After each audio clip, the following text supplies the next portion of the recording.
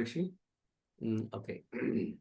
நிகழ்ச்சி ஆரம்பிச்சலாம்னு நினைக்கிறேன். தோழர்களே, தமிழ்நாடு கலை இலக்கிய பெருமன்றம் முன்னெடுத்திருக்கிற நாளும் ஒரு அதிகாரம் என்கிற தலைப்பின் கீழ் ஒரு மகத்தான இலக்கிய பணியை நாம் ஒரு தொடர் பயணம் போல இன்னமும் இன்னமும் அடுத்தடுத்த நிலைகளில் திருக்குறளுக்கு அடுத்தாப்புல சிலப்பதிகாரம் என நம்முடைய பொதுச் செயலாளருடைய சிந்தனை செயல்பாட்டின் கீழ், ஏன்னா நமக்கு நிறைய அடுத்தடுத்து பயணத்துல இருக்கிறோம். அப்படி பயணிக்கின்ற பொழுது இன்றைக்கு 83வது நாளில் 82வது அதிகாரமான தீ நட்பு என்கிற அதிகாரத்தை இன்றைக்கு நம்மோடு முற்றோதல் வாயிலாகவும் உரைப்பொழியின் வாயிலாகவும் 2 ஆளுமைகள் பயணிக்க இருக்கிறார்கள். அதிலே முற்றோதல் செய்வதற்காக புதுச்சேரி மாநிலத்திலே அரசு தொடக்கப்பள்ளி, அதாவது நயினார் மண்டபத்தில் இருக்கக்கூடிய அரசு தொடக்கப்பள்ளியினுடைய அருமை மாணவி 4ஆம் வகுப்பே படிக்கக்கூடிய தர்ஷினி அவர்கள் இன்றைக்கு நம்மோடு முற்றோதல் வாயிலாக இணைய இருக்கிறார்கள். முற்றோதல் செய்த இந்த தீ நட்பு என்கிற அதிகாரத்திற்கு உரைப்பொழிவு தருவதற்காக இந்த நிகழ்ச்சியில் பெரும்பான்மையான பேராசிரியர்களை கொண்டிருக்கக்கூடிய கல்லூரியாக ஒரு 2-3 கல்லூரிகள், குறிப்பாக குருநானக் கல்லூரி, அடுத்து விழுப்புரத்தில் இருக்கக்கூடிய அந்த ஒரு கல்லூரி, இப்பொழுது அதே போல புதுச்சேரியில் இருக்கக்கூடிய ஸ்ரீ மணக்குள விநாயகர் கலை மற்றும் அறிவியல் கல்லூரி, அதாவது அழகுப்பட்டியில் இருக்கக்கூடிய கல்லூரி, அந்த கல்லூரியுடைய தமிழ் துறையினுடைய உதவி பேராசிரியர் முனைவர் சா ஹேமலதா அம்மா அவர்கள் இன்றைக்கு நம்மோடு இணைந்திருக்கிறார்கள். அம்மா அவர்கள் தன்னுடைய இலக்கிய பணியில் மிகுந்த ஆர்வமிக்கவர். குறிப்பாக பல்வேறு கருத்தரங்கங்கள், பயிலரங்கங்கள் என தொடர்ந்து கட்டுரையாலும் பங்கேற்பாலும் தலைமையாலும் சிறப்பு சேர்க்கக்கூடிய மிகப்பெரிய ஆளுமை அம்மா ஹேமலதா அவர்கள் ஆவார்கள். அவர்கள் எழுதியிருக்கிற, குறிப்பாக இலக்கிய ஆய்வு உலகில் ஆய்வுதல்களாக கருதப்படுகிற பல்கலைக்கழக மானிய குழுவால் அங்கீகாரம் பெற்ற இதழ்களில் தொடர்ந்து எழுதி வரக்கூடிய நல்ல சிந்தனையாளர் அம்மா அவர்கள். குறிப்பாக திருக்குறளில் நல்ல ஈடுபாடும், அதை வாசிப்பால் உள்வாங்கிக் கொண்டு புதிய புதிய கருத்து தேடல்களையும் அலசி பார்க்கிற மிக மகத்தான ஆளுமை முனைவர் சா ஹேமலதா அவர்கள்.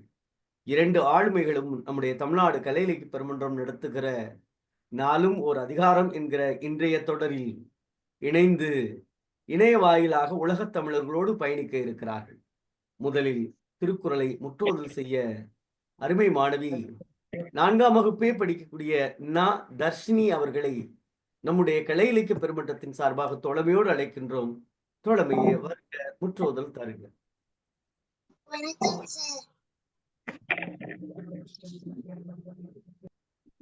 சொல்றாமா, சொல்லுங்க.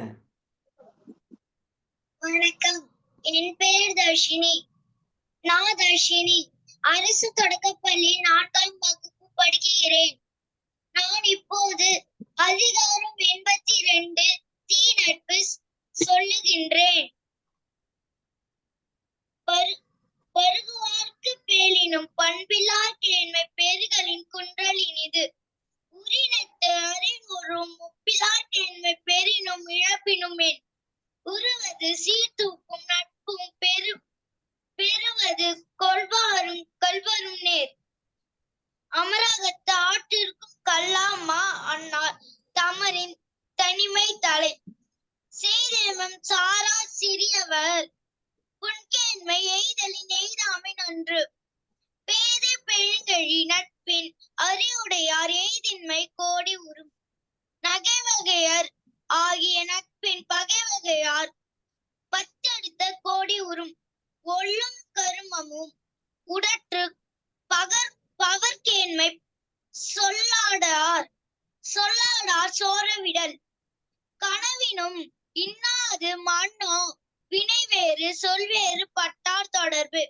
எனைத்தும் கூறுதல் ஓம்பல் மழைக்கெழி மன்றில் பழிப்பார் தொடர்பு. நன்றி, வணக்கம்.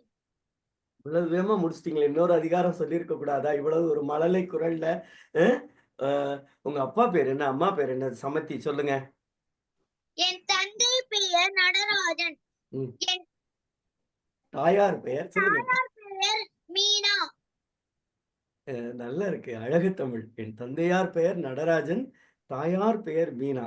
உங்கள் பெற்றோருக்கும் முதலில வாழ்த்துக்கள். அருமை மகளை பெற்றெடுத்து, அ இலக்கியத்தில் உங்களை வார்த்தெடுக்கிறார்கள். குறிப்பாக உங்களுடைய பெற்றோருக்கும், உங்கள் பள்ளியினுடைய தலைமை ஆசிரியர், தமிழாசிரியர், ஏனைய ஆசிரியர் பெருமக்களுக்கும் கொடுத்த சங்கீதா சங்கீதா கண்ணன் அவர்களுக்கு நன்றி. நன்றி, நன்றி. உங்க தமிழாசிரியர்கள் அத்தனை பேருக்கும் தமிழ்நாடு கலையிலக்கிய பெருமன்றத்தின் சார்பாக வாழ்த்துக்கள். உங்க குரல கேட்டு எங்க அப்பா, அம்மாலாம் நல்லா ரசிக்கிறாங்க. "யார் அந்த பேத்தியா?" அப்படின்னு கேட்டுட்டு இருக்காங்க. எங்க அப்பா கேட்டுட்டு இருக்காங்க.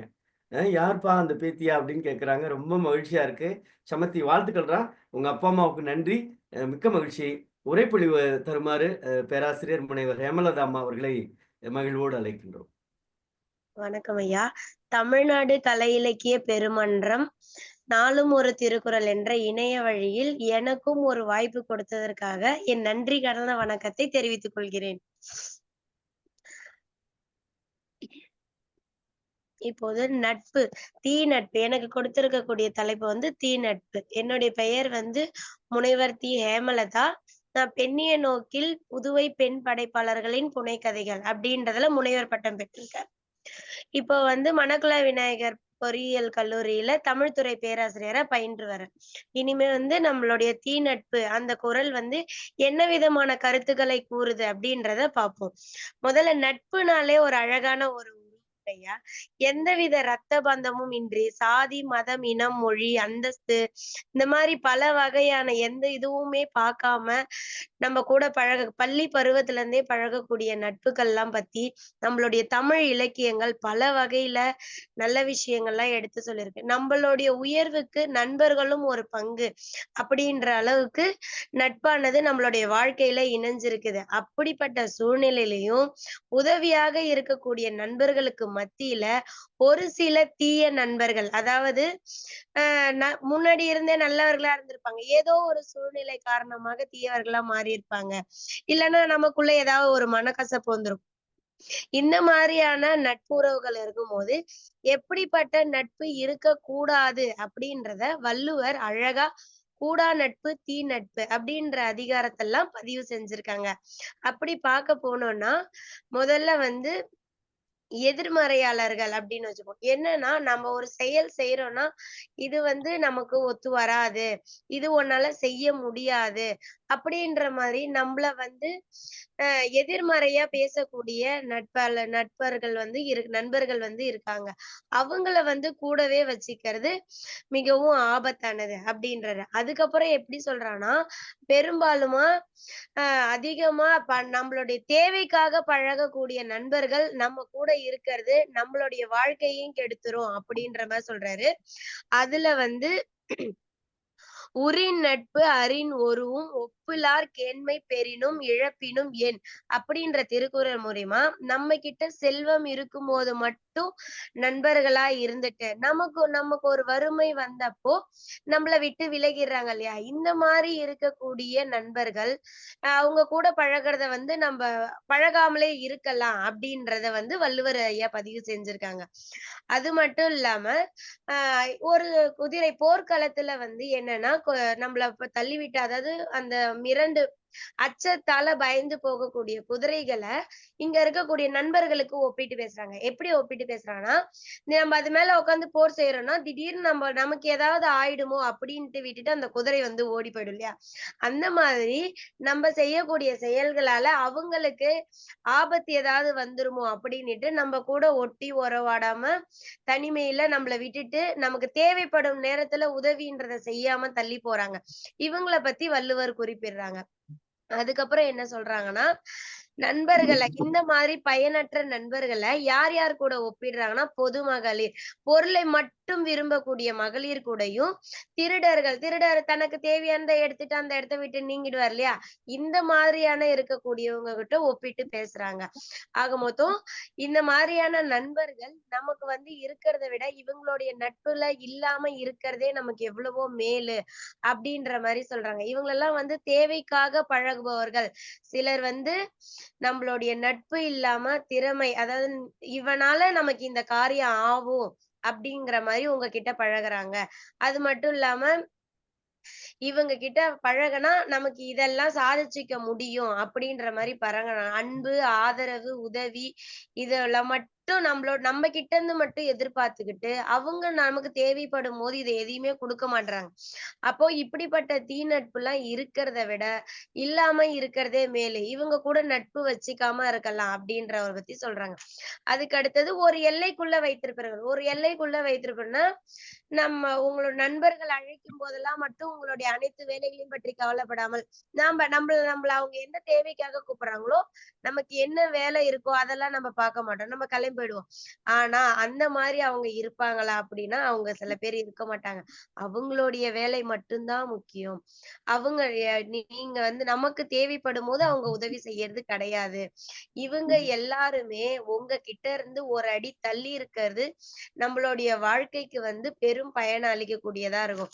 இப்படிப்பட்ட நட்புகள் அப்படின்றது நம்ம வாழ்க்கைக்கு தேவையா அப்படின்றத யோசிக்கணும் அப்படின்னுட்டு வள்ளுவர் ஐயா அழகா சொல்லியிருக்காங்க. இதுல வந்து கனவினும் இன்னாது மன்னோ வினைவேறு சொல்வேறு பட்டார் தொடர்பு. அதாவது என்னன்னா, மன பொருத்தம் நட்பு கொள்ளாமல் நல்லவனாக நம்புமாறு கூடவே இருந்து குழி பறிப்பாங்க அப்படி சொல்லுவாங்க இல்லையா, அந்த மாதிரி நம்ம கூட நல்லா சாப்பிட்டுக்கிட்டு நல்லா உறவாடிக்கிட்டு ஆனா நம்மளையே கடைசியில வந்து அந்த எப்படி சொல்றது, அவங்களுடைய தேவைக்கு மட்டும் பயன்படுத்தி தூக்கி போடும்போது நம்மளுடைய மன உணர்வு கனவுல கூட அவங்களுடைய நினைப்பு நமக்கு கனவுல கூட துன்பம் தரக்கூடியதா இருக்கும்.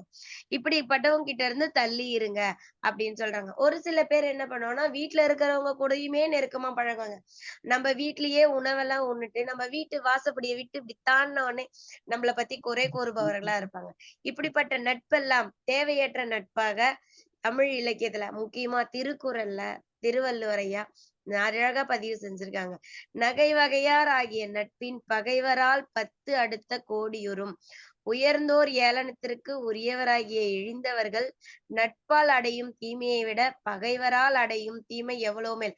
அதாவது கூட இருந்தே நம்ம கூட குழி பறிக்கக்கூடிய நண்பர்களை காட்டிலும் நமக்கு நேரா நின்னு நீ என்னோட எதிரிடா அப்படின்னு சொல்றாங்க இல்லையா, அப்படிப்பட்ட பகைவர்கள் நமக்கு எவ்வளவோ மேல் அப்படின்னு சொல்லிட்டு வள்ளுவர் ஐயா பதிவு செஞ்சிருக்காங்க. இவங்கெல்லாம் வந்து நாடகமானவர்கள், எதிர்மறை எண்ணம் கொண்டவர்கள், இந்த மாதிரியான ஒரு சில வகைப்பாட்டுக்குள்ள அடக்கி இவங்களை எல்லாரையும் வந்து பிரிச்சு இவங்க கிட்ட இருந்து வந்து நம்மள தற்காத்து கொள்ளணும் அப்படின்றதுக்காக அப்பவே வள்ளுவர் ஐயா நமக்காக இப்படிப்பட்ட ஒரு பொக்கிஷத்தை கொடுத்துட்டு போயிருக்காங்க ஐயா.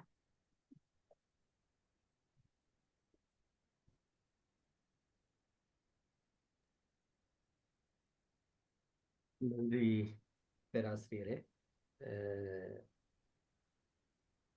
வள்ளுவன் போல கருத்தையும் அடிகளால் அளந்து வைத்து நெருக்கமாய் மனத்திற்கு தெளிவாய் கருத்துக்களை உரைத்த தங்களுக்கு நெஞ்சம் நிறைந்த வாழ்த்துக்களை சொல்லி பின்னூட்டம் தருமாறு எங்கள் கவிஞர் ரவீந்திர பாரதி அவை தோழமையோடு அழைக்கின்றோம்.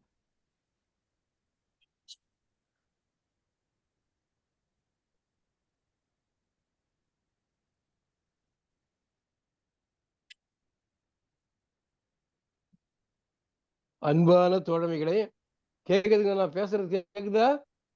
ரொம்ப நாளைக்கு அப்புறம் இன்னைக்கு தான் எனக்கு கேக்குது. கேட்கிறதா? கேட்கிறதா ஐயா? கேட்கிறதா? நன்றாக நன்றாக. மகிழ்ச்சி மகிழ்ச்சி. உங்கள் அனைவருக்கும் என்னுடைய அன்பான வணக்கம். இன்றைக்கு 2 ஆளுமைகள், ஒரு குட்டி ஆளுமை, நம்முடைய அருமையான பேத்தி தர்ஷினி. சும்மா மழலை மொழியில திருக்குறளை சொல்ற அழகு இருக்கு. தமிழுக்கு எவ்வளவு அழகு இருக்கிறதுன்றத தர்ஷினி வாயால் பேசும்போதுதான் கேட்டு கேட்டு கேட்டு அனுபவிக்கிறோம். அவர்களுக்கு சற்றும் குறையாமல் முனைவர் முனைவர் ஹேமலதா அவர்களும் ஒரு வளர்ந்த குழந்தை போல, ஒரு அருமையான மழலை மொழி போல அப்படியே அனாவசியமா கருத்துக்களை கடந்துட்டு போயிட்டே இருக்கிறாங்க. கொஞ்ச நேரத்துக்குள்ள 10 குறளின் கருத்துக்களையும் அப்படியே அழகா பதிய வச்சுட்டாங்க. எவ்வளவு இயல்பா, எவ்வளவு படிச்சிருந்தா, எவ்வளவு உணர்ந்திருந்தா, எவ்வளவு ஆழமா மனதில் பதிந்திருந்தா, சாதாரணமா அப்படியே சொல்லிட்டு போயிட்டாங்க. அதான் ரொம்ப அழகா இருக்கு. நன்றிங்க ஐயா. இருக்குல்ல, அந்த அழகை 2 பேருமே ஒரு மிகச்சிறந்த அழகுதானே. வள்ளுவர் வாழ்க்கையை எப்படியெல்லாம் விரித்து விரித்து விரித்து விரித்து பார்த்திருக்கிறார் பாருங்க. மனிதர்களை ஆழமாக படித்திருக்கிறார் பாருங்க. ஒரு 2500 ஆண்டுகளுக்கு முன்பே, இன்னும் இப்ப நம்ம வரக்கூடிய வரலாற்று தகவல்கள், தொல்லியல் ஆராய்ச்சிப்படி ஒரு 3000 ஆண்டுகளுக்கு முன்னே கூட 4000 ஆண்டுகள் கூட சொல்லலாம் திருக்குறளை. அந்த மனிதன் எத்தனை வகையான மனிதர்களை படித்து படித்து தேர்ந்து தேர்ந்து வகை வகையான மனிதர்களை பார்த்து, இவனோட நட்பு கொள்ளாத, இவர்களோடு நட்பு கொள், இந்த இந்த ஆளுகிட்ட நட்பு கொள்றதை விட பகைவருடைய பகைமையே 10 கோடி நன்மை தரும்ன்றார். என்னையா அழகா சொல்றார். ஒரு பொருளை விரும்பி சாப்பிடுவது போல, ஆர்வமாக வருவது போல வரக்கூடிய நட்பை கூட அது தீங்கு தருவதா இருந்தால் விட்டுடு சாமி. என்ன அழகா சொல்றார் பாருங்க. உண்பதை கூட ஒரு உவமையாக சொல்லி, அது உண்பதுன்றது ரொம்ப முக்கியமானது. நீங்க தமிழருடைய வாழ்க்கையில நல்ல நிகழ்ச்சிகளிலும் சாப்பிட்டு சாப்பிட்டு மகிழணும். ஒரு துக்கம் தரும் நிகழ்ச்சியிலும் கூட சாப்பிட்டு உணவளித்து துக்கத்தை நீக்கணும். இந்த 2க்கும் பாருங்க, 2லயும் உணவு மிகப்பெரிய பங்கு வகிக்கிறது. மகிழ்ச்சிகரமான ஒரு வாழ்க்கையில நடக்கக்கூடிய நிகழ்ச்சிகளும், திருமணம், காதுகுத்தல், வீட்டுக்கு அழைத்தல், புதுமனை புகுதல் போன்ற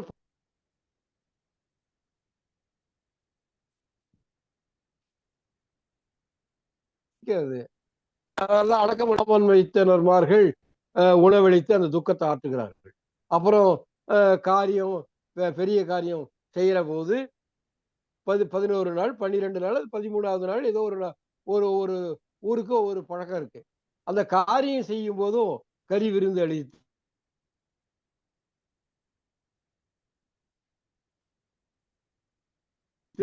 நல்வின் எல்லா துக்கத்துக்கு. அப்படித்தான், அதனாலதான் உணவை முதல் குறளே ஒரு ஊமையா சொல்றார். எப்படி ஊமையா சொல்றாரு? நாம் விரும்புகின்ற உணவை உண்ணுவதற்கு ஆர்வமாக வருவதை போல நம்மோடு நட்பு கொள்ள வந்தாலும், அப்பா கொஞ்சம் எச்சரிக்கையா இருப்பா, அது தீங்கு தரும் நட்பா இருந்தால் விலக்கிடு. நீரிழிவு நோய் வந்தவனுக்கு லட்டையும் ஜிலேபியும் கொண்டு போய் கொடுத்தா அவன் என்ன பண்ணுவான்? அதை விலக்கி விட வேண்டும். அதுபோல உண்பதை போல பருகுவதை போல ஒருவன் ஆசையோடு நம்மிடத்துல நட்பு கொள்ள வந்தாலும் அவன் தீயவனாக இருந்தால் அந்த நட்பை உதறிவிட வேண்டும்.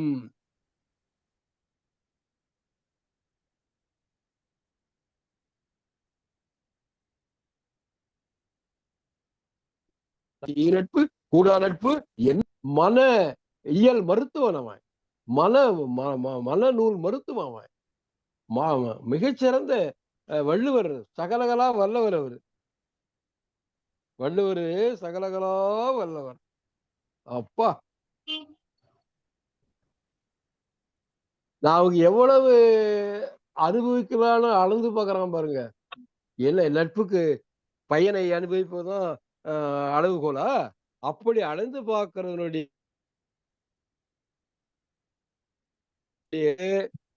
எப்படியா விலைமகளிர் பொருளுக்காக தன் உடலை விற்பவர்களுக்கும் பறித்து கொண்டு போகிற கள்வருக்கும் சமம்ன்றார்.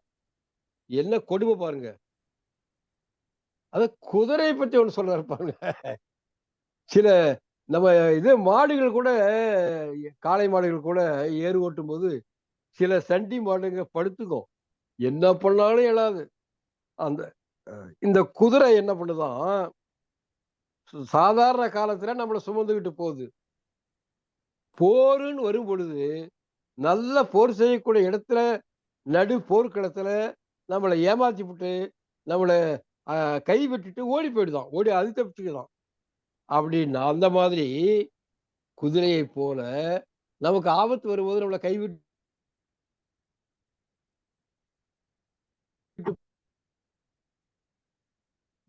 என்னங்க என்னங்க என்னங்க அப்பா ரொம்ப அருமையா சொல்ல. நகை வகையாராகிய நட்பின் பகைவரால் பத்திரத்தை கொண்டு பார்த்து போலியாக சிரித்து மகிழ்ச்சி கொண்டு பழகக்கூடிய உள்ளத்திலே ஒரு வேற்றுமை வைத்துக் கொண்டு உதட்டிலே நட்பை காட்டி அன்பை காட்டி அப்படி பரபரப்பா பழகிற ஆட்கள் இருக்கிறானே, அவனை விட பகைவர்களுடைய பகைமையே 10 அடுத்த கோடி.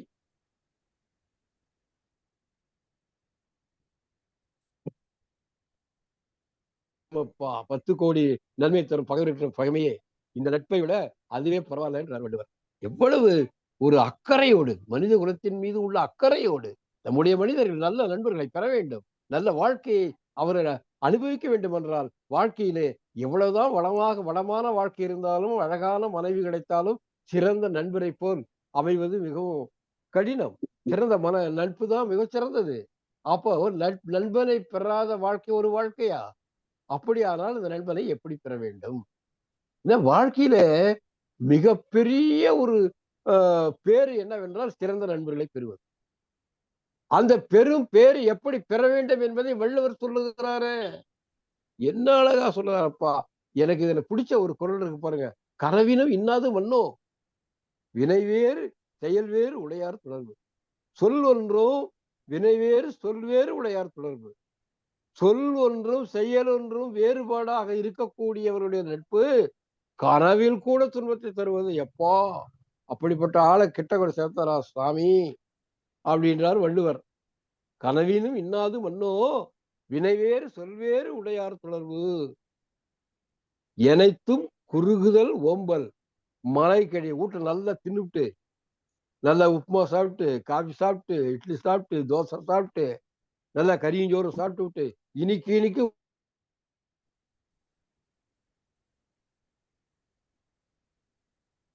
நம்ம இழிவாக பேசுகிறான் என்றால் அவன் எப்பேற்பட்டவன், அவனை விட்டுடு. அவனுக்கு இன்னொரு இடத்துல சொல்றாரு, இந்த மோசமான நண்பர்களே அவனுக்கு தெரியாமலே விட்டுருப்பா. சொல்லாடா சோர்வுபடும். அவங்க பேசாம அவனை இப்ப கட்டி விட்டுருப்பா.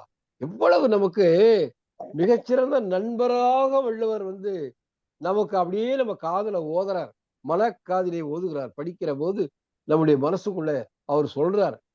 அவரு 2500 ஆண்டுக்கு முன்ன ஒரு வாழ்ந்த மனிதன் படிக்கிற போது நம்ம ஒரு ஆயிரம்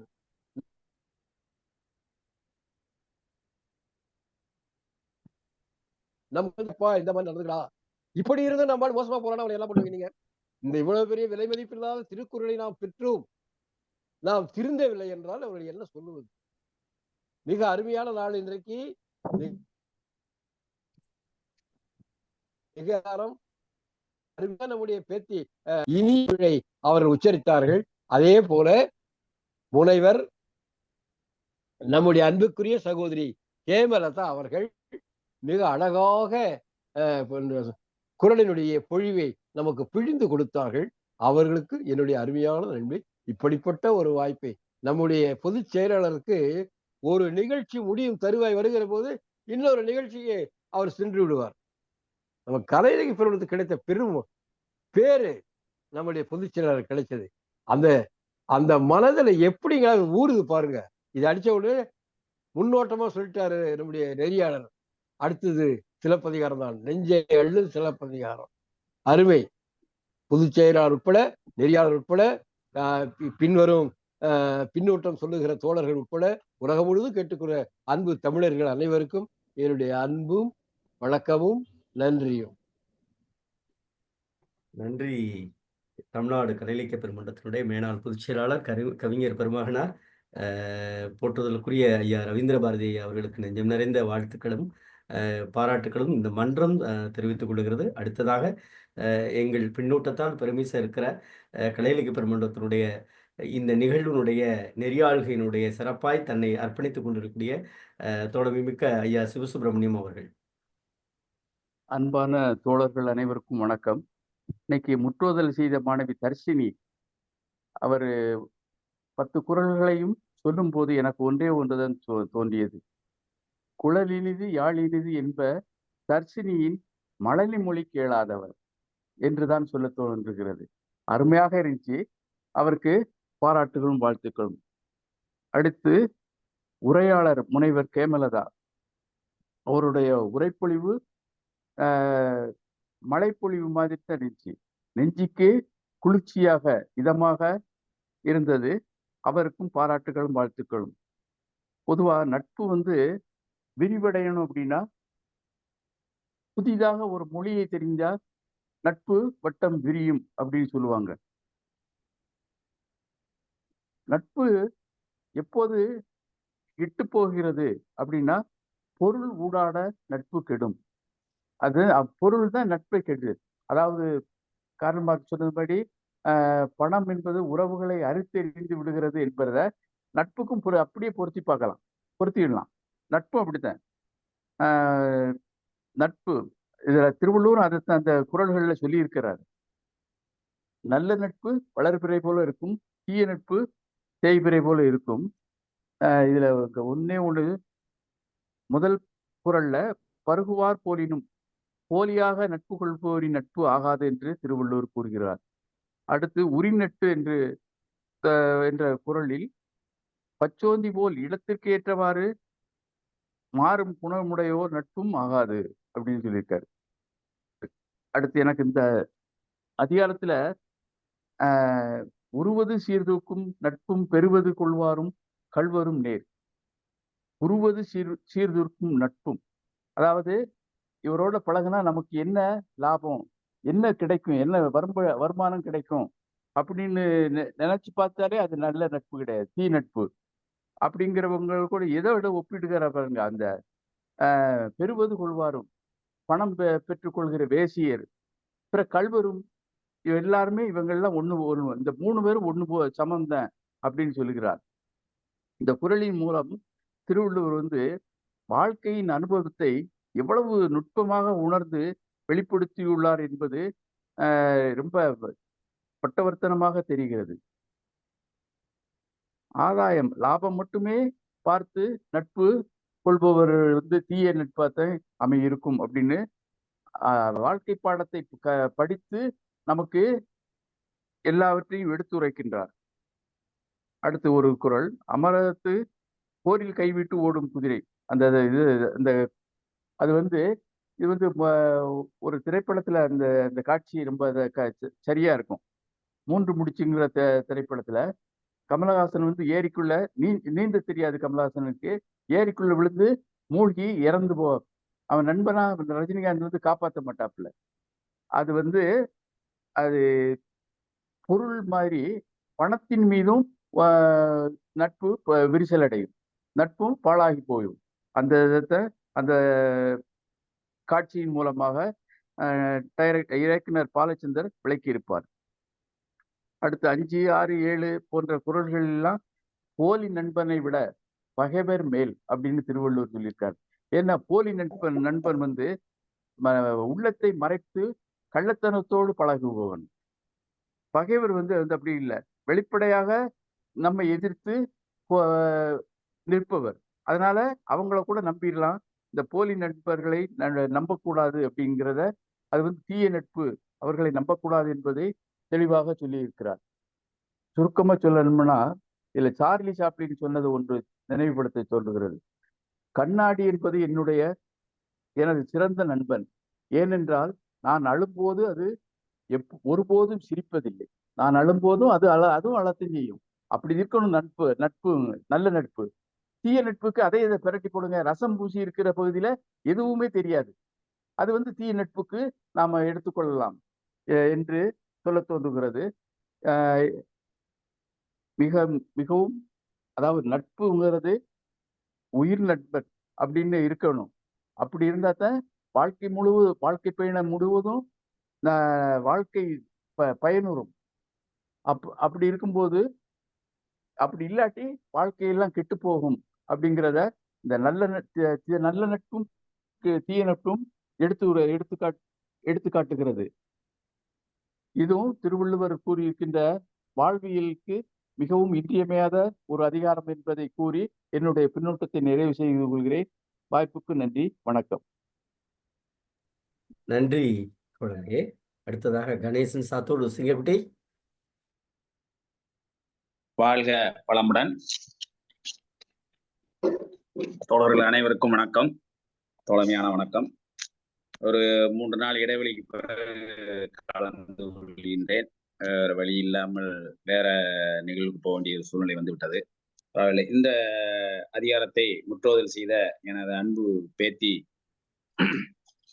தர்சினிக்கு அவர்களுக்கு வாழ்த்துக்களும் பாராட்டுகளும். வாழ்க வளமுடன். அதேபோல் இந்த உரையாசிரியர் அவங்க சொன்னாங்க, முனைவர் பட்டத்துல வந்து பெண்ணியத்தில் முனைவர் பட்டம் பெற்றிருந்தா அந்த அவங்க குரல்ல வந்து இந்த 10 குரலையுமே இப்படித்தான் சொல்ல முடியும், சுருங்க சொல்லி விளங்க சொல்வதில் அந்த அவருடைய அந்த முனைவர் பட்டமே சாட்சியாக சொல்லலாம். அந்த அளவுக்கு ரொம்ப சிறப்பா சொன்னாங்க. சுருக்கமா சொன்னா கூட இந்த இப்படித்தான் அப்படின்னு சொல்ற மாதிரி ரொம்ப நம்மளுக்கு விளங்குற மாதிரி ரொம்ப அருமையா சொன்னாங்க. அவங்களுக்கும் வாழ்த்துக்களும் பாராட்டுகளும். இந்த குரல் பொறுத்த மட்டும் கூடா நட்பு, அதாவது நட்பு வந்து எப்படி எப்படியெல்லாம் இருக்கணும், எப்படிப்பட்டவங்ககிட்ட நட்பு வச்சுக்கிடணும், எப்படிப்பட்ட நட்பு இல்லாம இருந்தா நல்லதா இருக்கும் அப்படின்னு சொல்ற மாதிரி வள்ளுவர் சொல்லியிருக்காப்ல அந்த தீ நட்புல. இந்த நட்பை பொறுத்த மட்டும் எனக்கு வந்து ஒரு 3 குறள்ல வந்து எப்படின்னா, உருவது சீர்தூக்கும் நட்பும் பெறுவது கொள்வாரும் கள்வரும் நேர் அப்படின்னு சொல்றாப்ல. இதுல வந்து நம்ம உரையாசிரியர்கள்லாம் என்ன சொல்லியிருக்காங்க அப்படின்னு சொன்னா, அந்த பெறுவது கொள்வார், அந்த பெறுவது கொள்வாருங்கிறது பரத்தை மகளிர் விலை மகளிர் அப்படின்னு சொல்லித்தான் எல்லா உரையாசிரியர்களும் அதை சொல்லியிருக்காங்க. நம்ம படிச்ச வகையில தெரியுது. ஆனா எனக்கு என்னன்னா, ஒரு விலை மகளிர் ஒரு பரத்தையாக இருந்தால் அவள் வந்து கட்டாயம் பொருளை வாங்கி அந்த பணத்தை வாங்கித்தான் ஆகணும். அவ அந்த தொழில் தான் செய்யறா. அவளுக்கு அந்த தொழில் செய்யும் தொழில் தெய்வம் மாதிரி அவளுக்கு அதான் தொழில். அப்ப அதுல நட்பு கொள்றது நட்பு கொள்ளாதுங்கிறது வந்து இவன் வந்து விரும்பி போறது. அதை நட்பு வச்சுக்கிட்டு எல்லாம் போற மாதிரி இல்ல. இவன் வந்து காசை வச்சுக்கிட்டு போய்கிட்டு இருக்கிற மாதிரி இருக்கும். அப்ப அந்த இடத்துல வந்து பெறுவது கொள்வாருங்கிறது வந்து எனக்கு இதை விட எப்படி தோணுது அப்படின்னா, லஞ்ச பேய்கள் இருக்குல்ல, லஞ்ச பேய்கள் அவங்களத்தான் சொல்லணும். அவன் தான் வந்து கொடுக்கறத வாங்கிட்டு போயிட்டு அவன் அந்த மாதிரி இருக்கிறவங்க கிட்ட வந்து நம்ம அப்படிப்பட்ட ஆளுகிட்ட நம்ம நட்பும் இருக்கக்கூடாது, நம்ம பழக்கமும் இருக்கக்கூடாது. அப்படிப்பட்ட அந்த இடத்துல வந்து இந்த பரத்தையர் மகளிர் விலை மகளிர்னு சொல்றதை விட இந்த லஞ்சம் வாங்கிட்டு காரியம் சாதிச்சுக்கிட்டு இருப்பான். அப்பேற்பட்ட மனிதன் இருக்கக்கூடிய இடத்துல அவங்கிட்ட போய் நீ நட்பு கொண்டீங்கன்னா அவன் தொழிலை தான் உனக்கு சொல்லி தருவான். அப்ப வந்து அப்படிப்பட்ட ஆள்கள்கிட்ட வந்து நம்ம நட்பு வச்சுக்கிட கூடாது அப்படிங்கிறது. இந்த பெறுவது கொள்வாருங்கிறது வந்து இப்போ ஒரு தொழில் பார்க்கறான் அப்படின்னா அவன் வந்து செஞ்ச தொழிலுக்கு வாங்கித்தான் ஆகணும், வேற வழியே இல்லை. அதை வந்து இந்த ஒரு ஓமைக்கு எடுத்துக்கிட்டா கூட இந்த ஓமைக்கு வந்து அது சரியா வராத மாதிரி எனக்கு தோணுது. அதே மாதிரி அமரகத்து ஆற்றருக்கும் கல்லாமா அன்னார் தமரின் தனிமை தலை அப்படின்னு சொல்றாரு. இந்த இடத்துலயும் வந்து நம்ம இப்போ பின்னோட்டத்திலையும் சரி, நம்ம உரையாசிரியர்களும் சரி, பின்னாடி செய்த உரைப்பொழிவு கூட நடத்தினரும் சில என்ன சொல்றாங்க அப்படின்னம்னா, போர்க்களத்தில் கீழே தள்ளி விட்டு ஓடும் ஒரு பயிற்சியற்ற குதிரையை போலும் சொல்றாங்க. இது அப்ப பயிற்சியற்ற குதிரை போல் அப்படிங்கிறதுனா தள்ளி விட்டு ஓடி அது ரைட்டு, அது வந்து 5 அறிவு படைச்ச ஜீவன்றான அது வந்து அதுக்கு ஏதோ ஆபத்து வரும் தள்ளி விட்டு போயிருது. அப்படி போயிடக்கூடாது அப்படின்னு சொல்ற மாதிரி ஒரு ஓமைக்காக அவர் சொல்றாரு. ஆனா இந்த இடத்துல அப்படியே நம்ம அப்படி பார்ப்போம்.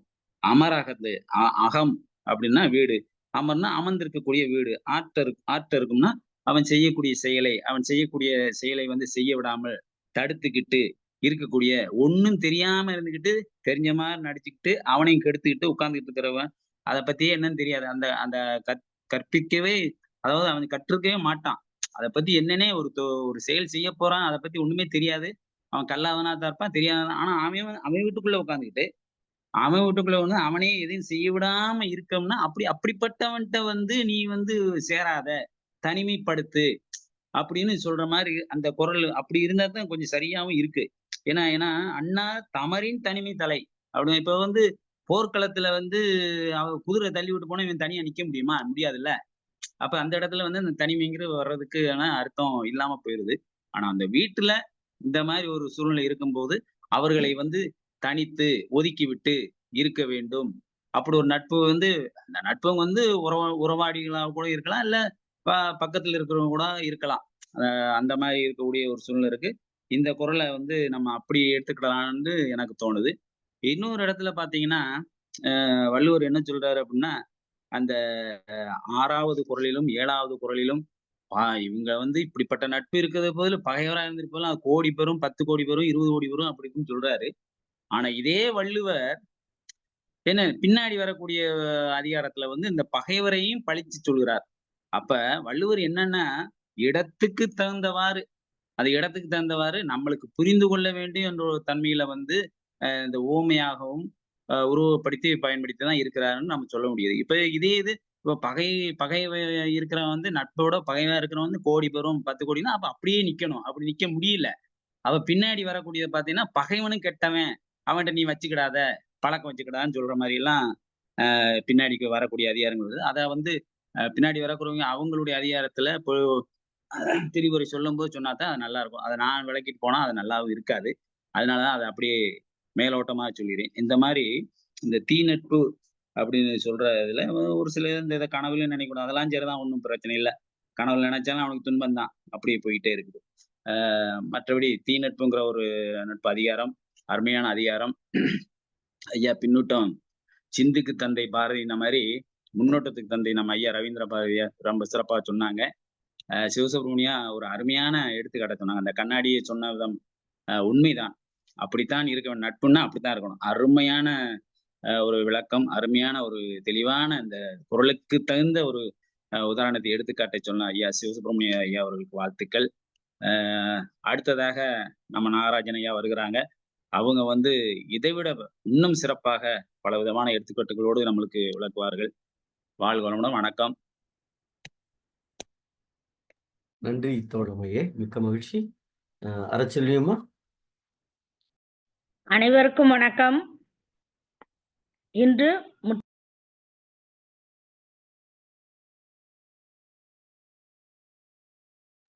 அம்மா மைக்கை மியூட் பண்ணி விட்டேன். மறந்துட்டு வேற எதை கிளிக் பண்றதுக்குள்ள அதை சரி பண்ணுங்கம்மா, எடுத்து விடுங்கம்மா. அறச்செல்வியம்மா. சரி. ம். அனைவருக்கும் வணக்கம். இன்று முற்றோதல் செய்த மாணவி ரொம்ப அழகா அருமையா மழலை குரல்ல சொன்னாங்க. எனக்கு சொல்லும் போது அவங்க முகத்தையே தான் பார்த்தேன்.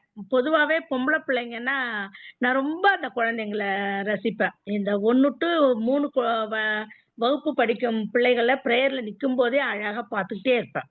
இன்னைக்கு அந்த பொண்ணு வந்து ரெட்டை ஜடை. பொம்பளை பிள்ளைங்களுக்கு ரெட்டை ஜடை தான் அழகு. அதுல ஒரு ஜடையை பின்னாடி போட்டு ஒரு ஜடையை முன்னாடி போட்டது எனக்கு ரொம்ப ரொம்ப பிடிச்சிருந்தது. அதை எந்த அளவுக்கு ரசிச்சனோ அந்த அளவுக்கு அது குரல் சொன்ன விதமும் அருமையாக இருந்தது. மாணவிக்கு வாழ்த்துக்கள், பாராட்டுக்கள். அடுத்து இன்று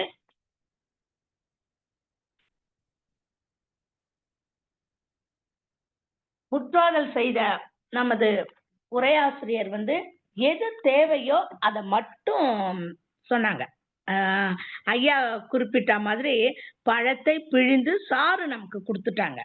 அதை டிசைனா வெட்டி கொடுத்து அப்படியெல்லாம் இல்லை, அழகுபடுத்தாமல் எது தேவையோ அதை கொடுத்தாங்க. நல்ல உதாரணங்களும் நல்லா இருந்துச்சு. அம்மா சொன்ன விதம் அருமை. வாழ்த்துக்கள், பாராட்டுக்கள். இந்த தீ நட்பு இந்த அதிகாரத்துல வந்து தீய நட்புனா என்ன, அதோட பண்பு என்ன, அதால என்ன கேடு வரும், அதை எப்படி அடையாளம் காணலாம், அடையாளம் கண்ட பின்னாடி எப்படி அதை விட்டுறணும் அப்படின்ற கருத்துக்களை உள்ளடக்கிதான் இந்த 10 குறளும் இருக்கு. நமக்கு வர்ற கஷ்டங்கள் தான் நம்ம கூட இருக்கிறவங்களையே நமக்கு அடையாளம் காட்டுது. அது வரைக்கும் பாசம் என்ற பெயரிலும் நட்பு என்ற பெயரிலும் நாம் முட்டாளாகவே இருந்து விடுகிறோம். என்னன்னா நம்ம மாதிரி அவங்களும் உண்மையா இருக்காங்க நம்மள்ட்ட அப்படிங்கிற ஒரு முட்டாள்தனமான நம்பிக்கை தான் இந்த தீய நட்புக்கும் காரணமாகுது, நமது ஏமாற்றத்திற்கும் காரணமாகுது. இது ரெண்டுமே நட்புக்கும் பொருந்தும், பாசத்துக்கும் பொருந்தும். இந்த தீய நட்பு இந்த 10 குறள்ல 9வது குறள் தான் எனக்கு ரொம்ப பிடிச்சிருந்தது. இந்த 10 குறளை விட 9 குறளையும் வந்து ஒரே குறள்ல அடிச்சாருன்னா 9வது குறள்ல தான். சொல் வேறாவும் செயல் வேறாவும் ஒருத்தன் இருக்கானா அவனோட நட்பு கனவுல கூட துன்பம் தருதுங்கிறாரு. நம்ம பழகிற விதத்துல கிடையாது, அதை தாண்டி அவன் கனவுல கூட போய் துன்பத்தை கொடுக்க வல்லது இந்த தீய நட்புன்னு அந்த ஒரு குறள்ல அழுத்தம் திருத்தமா வள்ளுவர் சொல்லியிருக்காரு. உண்மையிலே எனக்கு ரொம்ப ஆச்சரியமா இருந்துச்சு. ஐயா சொல்ற மாதிரி ஒவ்வொரு அதிகாரத்திலையும் அவர் திருவள்ளுவர் வாழ்ந்த மாதிரி தான் வாழ்ந்துதான் அந்த குறள் எல்லாம் எழுதியிருக்காரு. அந்த அதிகாரத்துக்குள்ள தன்னை ஈடுபடுத்தி அந்த இடத்துல இருந்து அவர் எழுதியிருக்காரு. அதுக்கு மிகப்பெரிய ஒரு கடவுளோட அனுகிரகம்னு நம்ம இந்த காலத்துல சொல்லிக்கலாம். அவருக்கு அந்த அளவுக்கு ஒரு ஆர்வம் இருந்து, பொறுமை இருந்து, கால அவகாசம் எடுத்துக்கொண்டு தான் சொல்லக்கூடியது எந்த காலத்திலும் தவறாக இருக்கக்கூடாது என்ற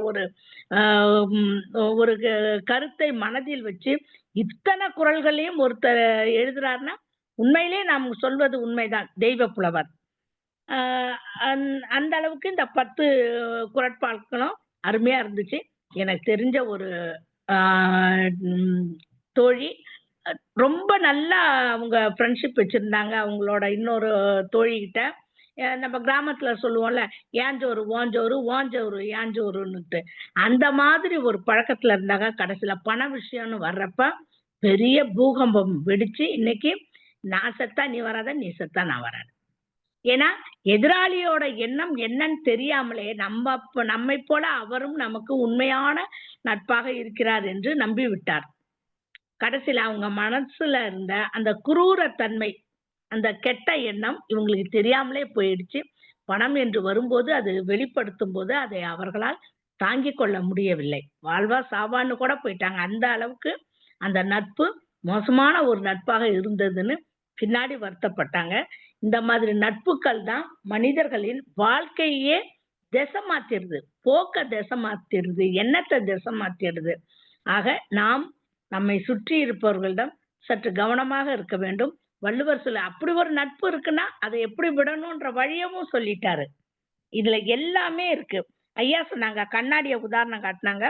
கண்ணாடி நம்ம எல்லாத்துக்குமே எடுத்துக்கலாம். இப்ப கண்ணாடிகிட்ட மனிதர்கள்ட்ட பழகும் போது சில பேர் குறை சொன்னாங்கன்னா, நீலாம் என்னை பார்த்து குறை சொல்றியா, இந்த என்னை பார்த்துலாம் கை நீட்டி பேசுற வேலை வச்சுக்காத. ரொம்ப நெருக்கமா இருப்பாங்க, ஆனாலும் அந்த ஈகோன்றது வெளில வரும் போல இருக்கு. கண்ணாடியை பார்த்து நம்ம பாக்குறோம். ஒரு நல்லா வெளியில கிளம்புறோம், நல்லா நம்மள அலங்கரிச்சதுக்கு அப்புறம் கண்ணாடியில அதை சரி பார்க்கும் போது அந்த கண்ணாடி உள்ளது உள்ளபடியே காட்டும். அதுல எது திருத்தங்கள் இருந்தா நம்ம அழகா அதை திருத்திட்டு போயிடுறோம். அது மாதிரிதான் நட்புலையும் குறைகள் சொன்னா அதை நம்ம சரி செஞ்சுக்கணும். கண்ணாடி கிட்ட கோவப்படுவோமா? கோவப்பட மாட்டோம். நண்பர்கள்ட்டையும் கோவப்படக்கூடாது. அப்படின்னா தான் அந்த நட்பு சொல்வதை ஏற்றுக்கொள்ளும் போது அந்த நல்ல நட்பாக மாறும். இல்ல நண்பர்கள் நமக்கு அறிவுரை சொல்லக்கூடிய அளவுக்கு இவர்கள் நம்மை விட வளர்ந்து விட்டார்களா என்ற எண்ணம் எங்கோ ஒரு மூலையில் ஏற்பட்டாலும் அந்த நட்பு தீய நட்பாக மாறும்.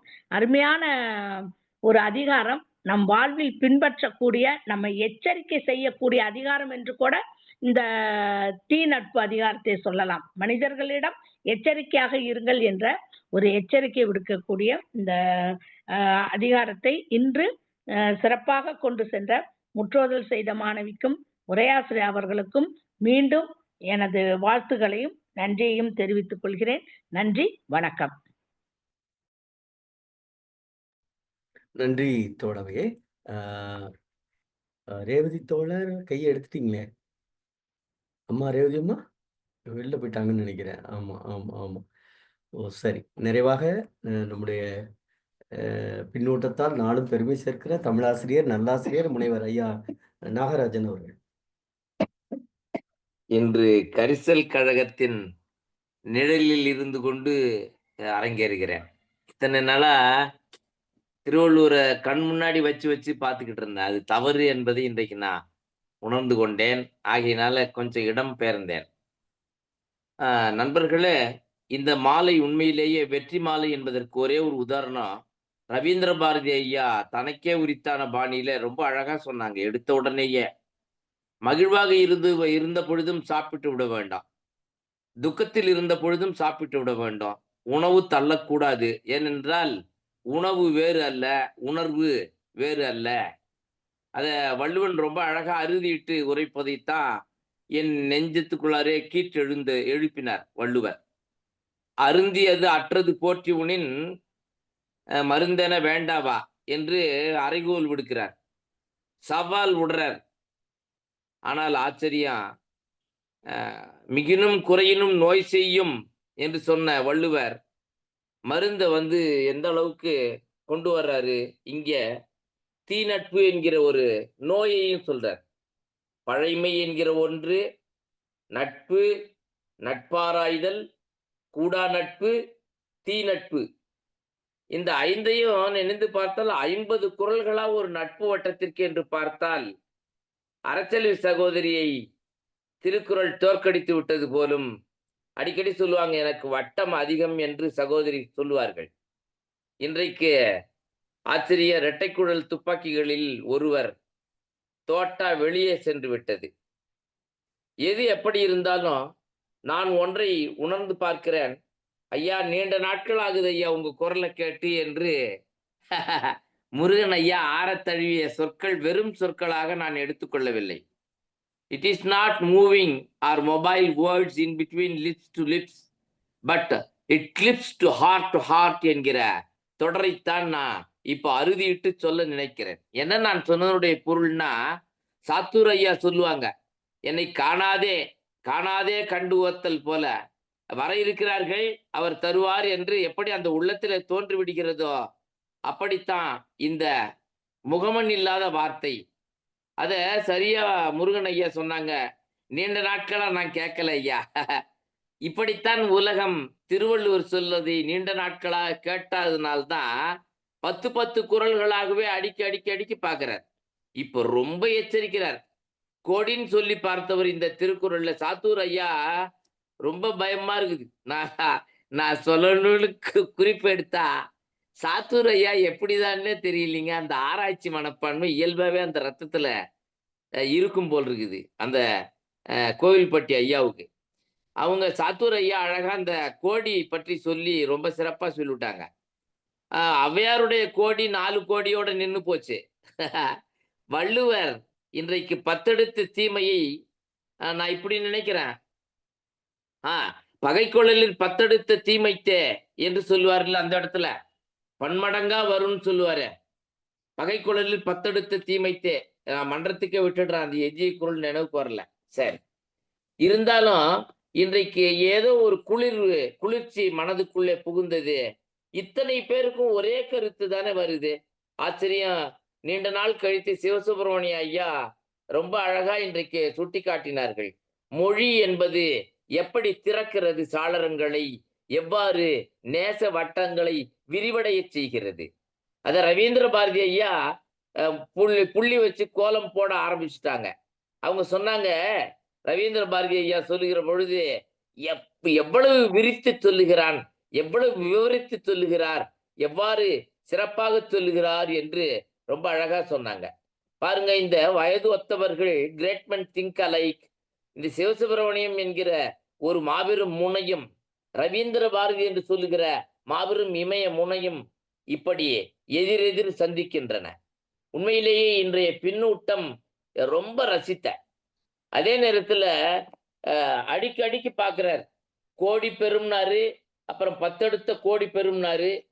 10 குறள்லையும் பலவாறு எச்சரிக்கிறார். இந்த தீ நட்பை ரொம்ப அழகா குறைதல் நலம்னே சொல்லிட்டார் ஒரு இடத்துல. அதை முருகன் ஐயா சொல்லும் பொழுது இல்லாம இருக்கிறதே பெட்டர் தான் சொன்னாரு பேச ஆரம்பிக்கும் போது. ஆகையினால அவரு அதிகாரத்துக்குள்ளார அப்பயே காலம் வச்சுட்டாருன்னு கூட நான் நினைச்சேன். நான் அதே நேரத்துல தீமை எதுவும் உண்டாக்கி விட போவதில்லை, அதனால சரிதான் ஒரு பொருட்டா என்று ஒரு இடத்துல சாடுறார்.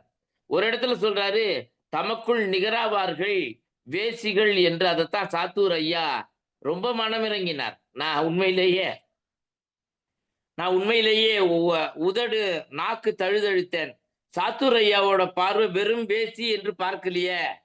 ஏதோ அவளுடைய வயிற்று பழப்புக்கு ஆடை வாங்குவதற்காக, நிர்வாணத்தை விற்கின்றேன் ஆடை வாங்குவதற்காக, இந்த கவிதையா சொல்லல சாத்தூர் ஐயா. ஆனா அந்த கருத்தை வெடிச்சாங்களா இல்லையா? அதுதான் ஏழை இதயம், அதுதான் எளிமை இதயம். அதே நேரத்துல ரொம்ப அழகா சாடினாங்க சாத்தூர் ஐயா. இந்த மன்றம் இந்த தமிழகமே, இந்த மன்றத்திற்கு இந்த உலகமே கடன் பட்டிருக்குன்றதுக்கு இந்த ஒரு தொடரை சுட்ட ஆசைப்படுறேன்.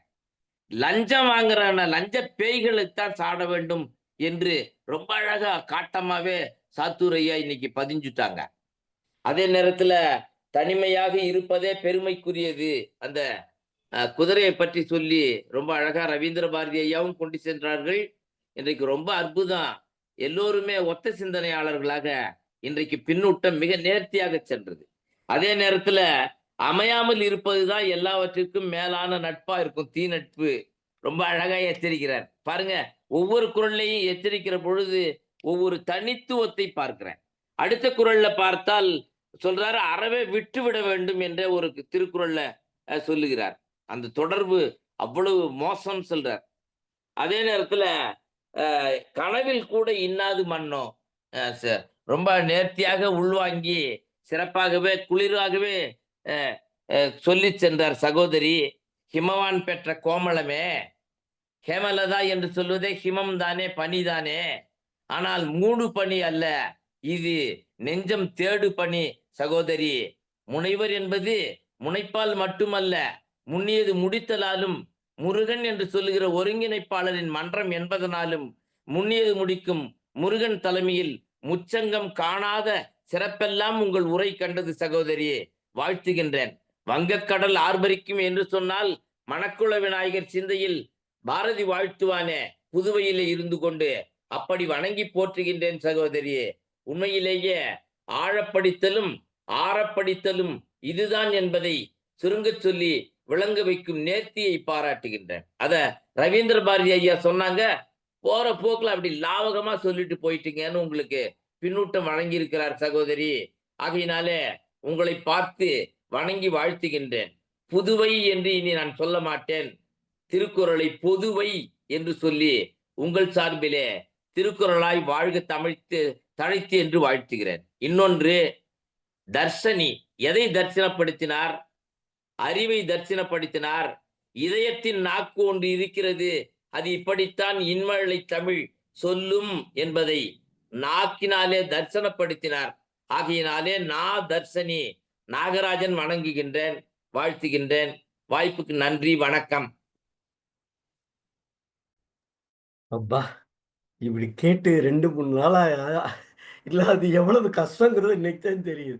எவ்வளவு மகிழ்வை தந்தாலும் இது ஒண்ணுதான் இருந்த இடத்துல இருந்து 1000 சுகங்களை, எண்ணிலடங்கா சுகங்களை, மன இன்பங்களை தருகிற அவையாகவே நாம் இதை பார்க்கிறோம். மிக்க மகிழ்ச்சி. நிறைவு பகுதிக்கு நாம வந்திருக்கிறோம். குறிப்பாக நாளைய நிகழ்வு என்ன அப்படின்னு நம்ம பார்த்துடலாம். நாளைய தினம் இன்றைக்கு தீ நட்பு பார்த்தோம். நாளை தினம் கூடா நட்பு பார்க்க இருக்கிறோம் தோழமைகளை. பேராசிரியர் இரா ரமேஷ் அவர்கள் நம்மோடு முற்றோதல் செய்வதற்காக இணைய இருக்கிறார்கள். தோழர்களே, இன்றைக்கு பொதுச் செயலாளர் வேறு ஒரு இலக்கிய நிகழ்வில் இருப்பதால் நாமே நிறைவு செய்ய வேண்டிய அரிய வாய்ப்பை நாம் பெற்றிருக்கிறோம் என்பதில் மனமகிழ்ச்சி அடைகின்றோம். தீ நட்பு சொல்லணும்னா சொல்லிட்டே போகலாம்.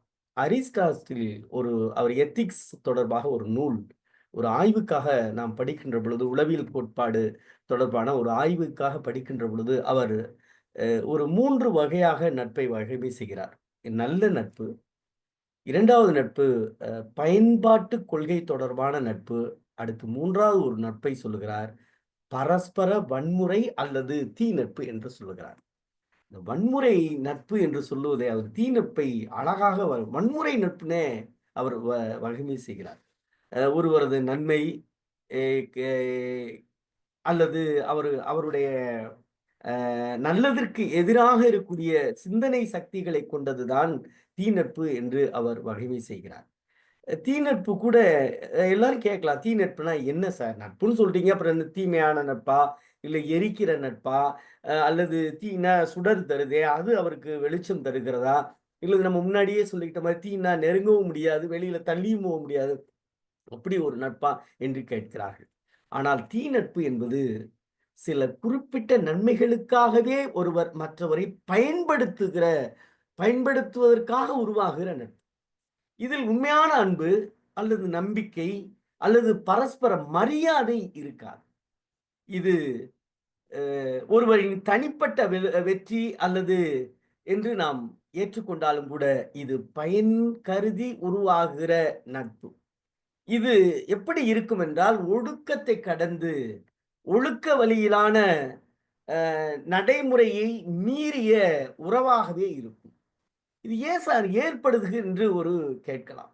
ஏன் ஏற்படுகிறது என்றால், தீ நட்பு என்பது ஒரு நபர் மற்றவரை அல்லது தனது இலக்குகளை அடைவதற்காக ஒரு கருவியாக பயன்படுத்துகிற நட்பு தான் தீ நட்பு. இதுல எப்படி வேணாலும் இருக்கலாம். இது என்ன சார் தீ நட்புனால வேற என்ன சார் ஏற்படும்? வள்ளுவன் என்னதான் சார் சொல்ல வர்றாரு அப்படின்னா, தீ நட்பு ஒரு மன அழுத்தத்தை உருவாக்கும். தீ நட்பு கொண்டவனுக்கும் அது ஏற்படும். தீ நட்பை கொள்ளுவதற்கு காரணமாக இருக்கக்கூடிய இருவருக்குமே ஒரு மன அழுத்தத்தை ஏற்படும். மன அழுத்தத்தை ஏற்படுத்துகின்ற பொழுது தனது சிந்தனை தவறாகவே இருக்கும். குறிப்பாக இங்கே பயன் தொலைந்து மனதில் கலக்கத்தை உருவாக்கும். இன்னமும் ஒருபடி சரியா சொல்றேன்னா, நம்பிக்கை இழப்பை ஏற்படுத்தும். அந்த உறவில் பொய்கள் மட்டும்தான் இருக்கும். அந்த பொய்கள் மறைமுகங்களாக இருக்கும். வார்த்தையை நான் கவனமா சொல்லுகிறேன். அந்த பொய்கள் மறைமுகங்களாக இருக்கும். மறைமுகங்களாக இருக்கும். இதுல சரியா சொல்லணும்னா, ஒருவருடைய நம்பிக்கையை நசுக்கிவிடும். எதிர்கால உறவுகளுடைய தாக்கத்தை அது சிதைத்து விடும். இது ஒரு சமூகத்தினுடைய பாதிப்பு. சமூக உறவுகளில் பாதிப்பு ஏற்படுகின்ற பொழுது ஒருவர் மட்டும் வீழ்வதில்லை, இந்த சமுதாயம் வீழுகிறது. இது ஒரு நம்பகத்தினுடைய ஒரு உறவினுடைய நம்பகத்தன்மை சிதைக்கின்ற பொழுது ஒரு சமுதாயத்தினுடைய நம்பிக்கை சீரழிக்கப்படுகிறது. உலகத்தினுடைய எதிர்பார்ப்பினுடைய நம்பிக்கையின் அடிப்படையிலான இந்த உலகம் வீழ்கிறது என்பதாகவே நாம் பார்க்கிறோம். வள்ளுவன் ஒரு விஷயத்தை சரியா கையாளுகிறான். நான் இந்த திருக்குறளை கேட்கின்ற பொழுது அல்லது வாசிக்கின்ற பொழுது ஏற்பட்ட செய்தி ஒன்றுதான். நட்பில் உறவுகளில் தனித்தனியான உறவுகளை பராமரிக்க வேண்டிய பொறுப்பும் கடமையும் நமக்கு இருக்கிறது. அப்படி பராமரிக்காவிட்டால் இது தீ நட்பு ஏற்பட்டே. இது எப்படி சார் தேர்வு செய்கிறது?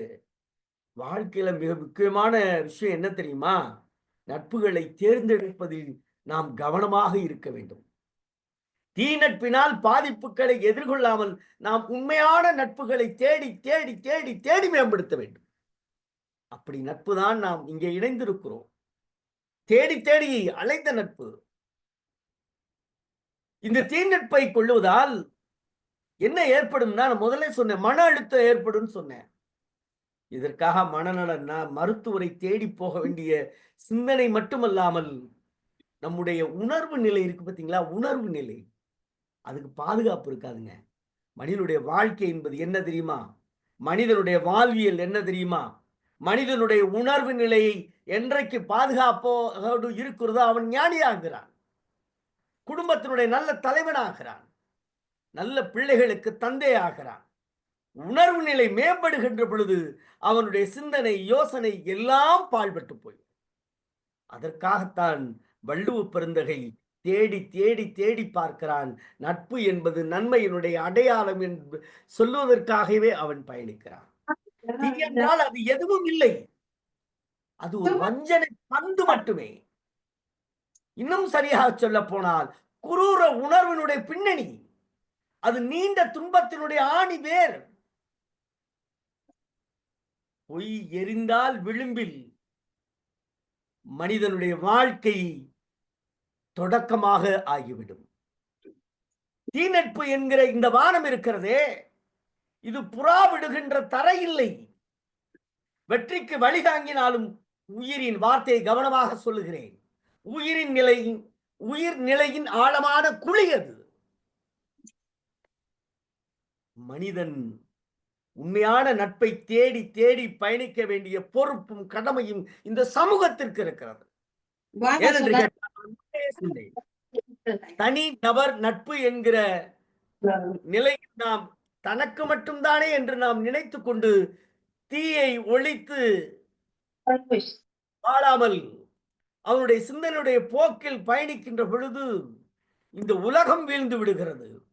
உலகம் வீழுகின்ற பொழுது சமூகத்தினுடைய சிந்தனை சிதறடிக்கப்படுகிறது. இன்னமும் சரியாக சொல்ல வேண்டுமென்றால் இந்த உலகத்தை மீட்டெடுக்க வேண்டிய பொறுப்பும் கடமையும் நமக்கு கூடுதலாகவே இருக்கிறது. பயன் வஞ்சனையோடு பிணைந்தது இந்த நட்பு. நம்பிக்கை அழிந்து விடக்கூடிய சிந்தனையை தரக்கூடிய இந்த தீ நட்பு.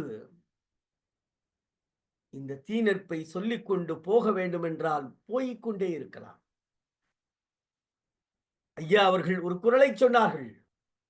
அது 450வது குறள். நான் இணையத்தில் தேடி எடுத்ததுதான். நான் மனனத்தின் வாயிலாக சொல்ல விரும்பவில்லை. நான் மனனமாக இந்த குறளை நான் வைத்திருக்கிறேன் என்று சொல்லவில்லை. ஐயா சொல்லி அந்த நேரத்தில் தேடி பார்த்த செய்திதான். பல்லார் பகைகுளர் பத்தெடுத்த தீமை நல்லார் தொடர் கைவிடல் என்று சொல்லுகிறார். பல நபர்கள் பகை கொள்ள பற்றுக்கொள்வதை விட தீமையான நட்புகளை தொடர்பை விடுவதுதான் சிறந்த நட்பாக இருக்க முடியும். நல்லவர்களுடைய தொடர்பை கைவிடுவது என்பது பலருடைய பகைகளை தேடிக்கொள்வதை விட கேடு விளைவிக்க கூடியது என்று உரையை நாம் பார்க்க நேர்ந்தது. அந்த நிலையில்தான் இன்றைக்கு நாம் பார்க்கிற இந்த மனத்திற்கு நெருக்கமாக, மனத்திற்கு சுகமாக இருக்கக்கூடிய நட்பை தேட வேண்டிய பொறுப்பும் கடமையும் இருக்கிறது. காரணம், இந்த உலகம் தீ நட்பில் பரவி கிடக்கிறது, விரிந்து கிடக்கிறது. நாம் அடிக்கடி சொல்லுவது போல பொருள் சூழ் உலகமாக இருப்பதால் நல்ல நட்பை தேடி பார்க்கிற உலகத்தில் நாம் இல்லை. ஒரு இடத்தை விற்பதற்காக, ஒரு பொருளை விற்பதற்காக அங்கே செய்யப்படுகிற பொய் உரைகள் மாமல்லபுரத்தினுடைய சிற்பத்தினுடைய அழகை விஞ்சி விடுகிற அளவிற்கு அவருடைய பொய்யினுடைய அலங்கரிப்பு இருக்கிறது. காரணம் என்ன தெரியுமா? காரணம் என்ன தெரியுமா? அவருடைய நட்பு சிறிது நேரம் பயன் பெறுவதற்காக பிறரை வீழ்த்துகிறார்கள் என்பதை நாம் மறந்துவிடக்கூடாது. பிறரை வீழ்த்துவதற்காகத்தான் தீ நட்பு இருக்கிறது என்றால் அந்த நட்பு தேவை இல்லை என்கிற செய்தியை இந்த இலக்கிய உலகத்தில் நாம் சொல்லிக்கொண்டே இருப்போம். நல்ல நட்பை விதைப்பதற்காக ஒவ்வொரு நாளும் ஆசிரிய பெருமக்களாகிய நாம் மாணவர்களை விதைத்துக் கொண்டே இருப்போம். காரணம், இன்றைக்கு நாம் பார்க்கிறோம், மாணவ சமுதாயத்தை நாம் நெருங்கி பார்க்கிறோம். வீழ்ந்து கொண்டிருக்கிறது. மாணவ சமூகத்தினுடைய சிந்தனை வீழ்ந்து கொண்டிருக்கிறது. யோசித்து பாருங்கள். மனப்பாடம் செய்ய வேண்டிய நேரத்தில், மனப்பாடம் செய்ய வேண்டிய அந்த நேரத்தில், வார்த்தைகளை முணுமுணுக்க வேண்டிய அந்த நேரத்தில் வாய்க்குள் ஒரு பொட்டலத்தை வைத்து மென்று கொண்டிருக்கிற சமூகத்தில் நாம் இருக்கிறோம். அதை யார் தடுப்பது? காரணம் என்ன தெரியுமா? தீ நட்பு என்கிற அந்த ஒற்றை சொல், தீ நட்பு என்கிற அந்த ஒற்றை சொல் மாணவ சமுதாயத்தோடு பிணைந்து இருக்கிறது. அதை மீட்டெடுக்க வேண்டிய பொறுப்பு தான் தமிழ்நாடு கலை இலக்கிய பெருமன்றம் போன்ற இலக்கிய அமைப்புகளுக்கு மட்டுமல்ல, ஒவ்வொரு தனி மனிதனுக்கும் இருக்கிறது. குறிப்பாக ஆசிரிய சமூகத்திற்கு இருக்கிறது. நான் இது வேதனையோடு பேசுகிறேன். எனக்கு பொதுச் செயலாளர் தந்த மிகப்பெரிய வாய்ப்பு. ஒவ்வொரு நாளும் துடிப்பேன். நமக்கு ஒரு வாய்ப்பு கிடைக்காதா? 10 நிமிடம் நம்முடைய சிந்தனையுடைய ஓட்டத்தை இந்த மன்றத்தில் பதிக்க முடியாதா என்கிற ஏக்கம் ஏற்படும். நான் இந்த களத்தை எப்படி பார்க்கிறேன் என்றால், மாணவ சமூகம் என்பது தீ நட்போடு இருக்கிறது. இது ஒரு அரசினுடைய செயல்பாட்டால் இதை மீட்டெடுக்க முடியாது. இலக்கியத்தால் மட்டும் மீட்டெடுக்க முடியாது. சிந்தனை ஓட்டத்தில் ஆசிரியர் எப்படி மருத நிலத்தில் உழவன் உழுது நல்ல விதைகளுக்காக தன்னை அர்ப்பணித்துக் கொள்ளுகிறானோ, அந்த உழவர்களாக நாம் மாறுவோம் என்கிற செய்தியோடு தோழர்களே, நாளைய தினம் தமிழ்நாடு கலை இலக்கிய பெருமன்றம் இன்று பார்த்த கூடா நட்பு, இன்று பார்த்த தீ நட்பு, நாளைக்கு கூடா நட்பு என்கிற அதிகாரத்தோடு ஒன்று கூடுவோம். கூடா நட்பை நீக்குவதற்காக நாம் கூடுவதில் தவறில்லை என்று சொல்லி, நாளை தினம் தமிழ்நாடு கலை இலக்கிய பெருமன்றத்தினுடைய தோழர் ஜீவாவின் கனவுகளோடு 8 மணிக்கு இணைவோம். நன்றியும் வாழ்த்துக்களும்.